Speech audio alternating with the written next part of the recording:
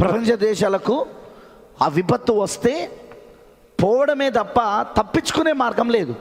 కానీ దేవుడికి మహిమ కలుగును గాక, దేవుడు ఈ కాలంలో ఒక ప్రవక్తను పంపి ఆ ప్రవక్త ద్వారా తప్పించుకునే ఒక మార్గాన్ని ఏర్పాటు చేశాడు.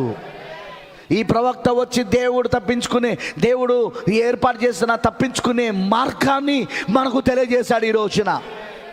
ఎలాగంటే నోవాహు దినాలలో ఆ రాబోయే జలప్రలయము నుండి తప్పించుకోవడానికి ఎలా దేవుడు ఒక మార్గాన్ని ఏర్పాటు చేశాడో, నోవాహు ప్రవక్త ద్వారా ఎలా ప్రపంచానికి తెలియజేశాడో, ఈ రోజు కూడా అదే విధంగా నోవాహు అంటే ఒక ప్రవక్త వచ్చాడు.